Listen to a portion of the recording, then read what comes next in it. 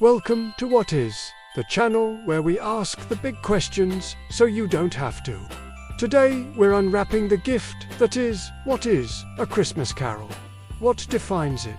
Where did it come from? And why do we belt out lyrics about chestnuts roasting, even if we're tone deaf? Grab a mug of something warm, eggnog, cocoa, or suspiciously colored green punch, and let's dive in.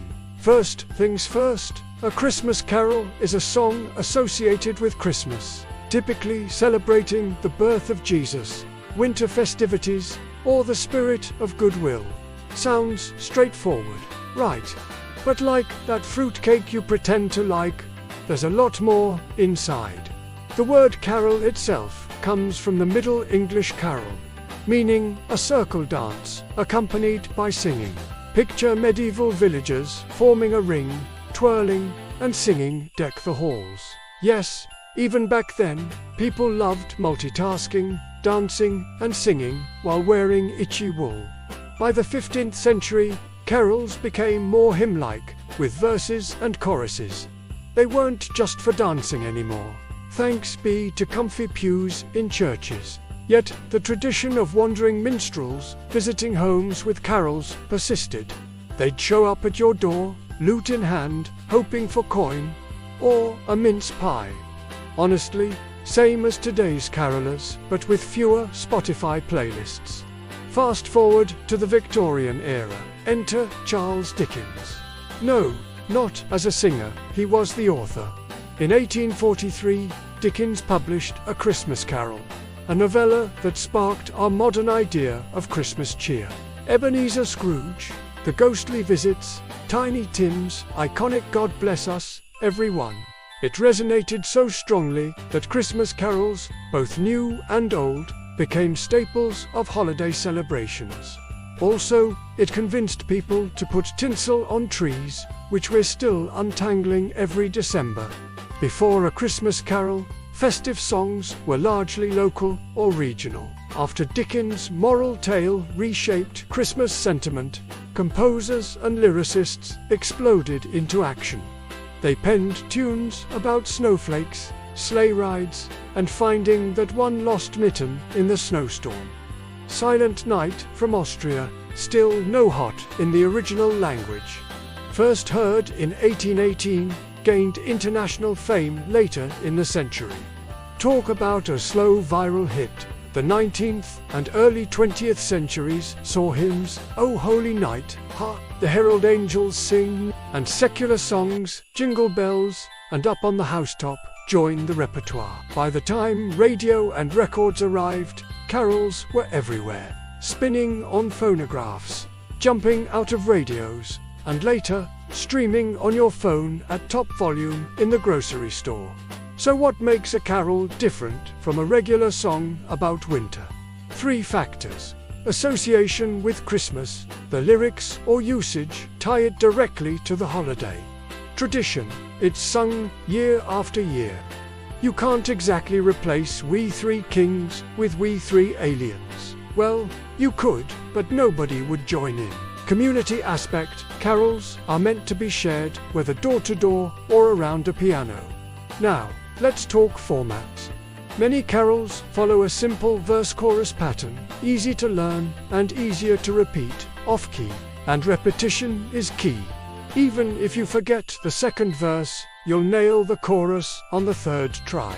Composers also sprinkle in memorable melodies and rhymes, so your brain holds onto lines like "Joy to the world," "The Lord is come," even after one holiday punch too many. In the spirit of inclusion, carols come in multiple versions. One choir might perform "O Come, All the Faithful" with a grand, operatic vibe, while your neighbor's garage band turns "Rudolph the Red-Nosed Reindeer" into a punk rock anthem. Both count, as long as you hear the jingles.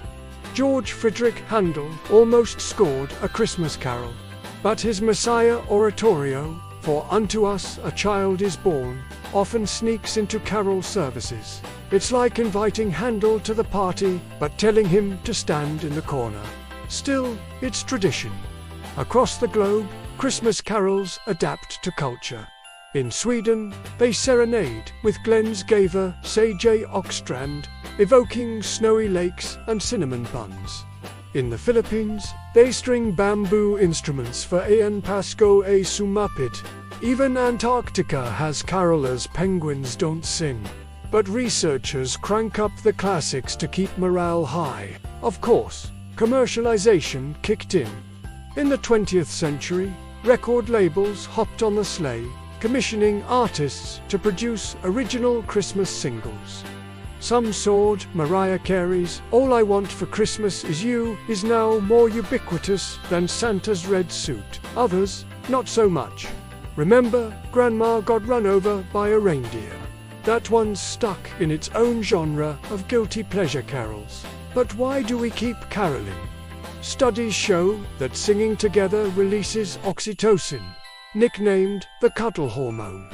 No science needed.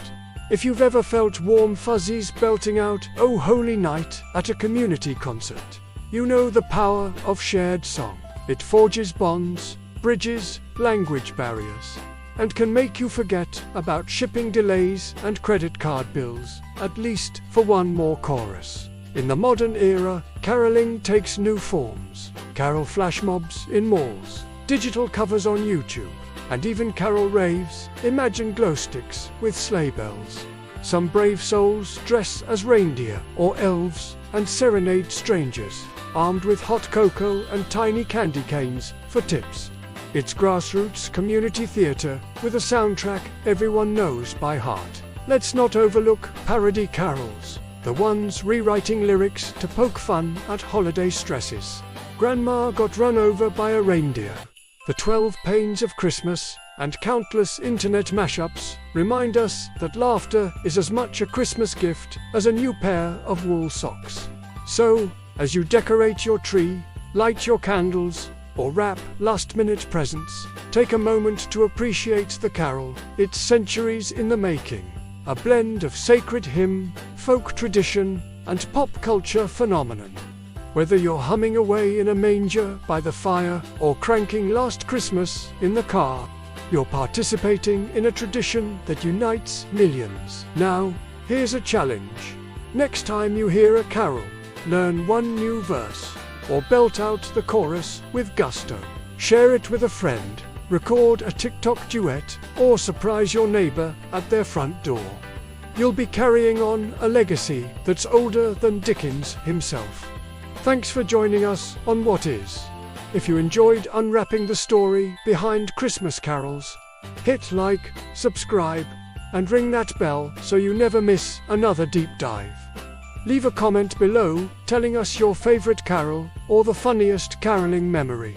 Until next time, wishing you a melodious holiday season and a very carol-filled Christmas. Cheers.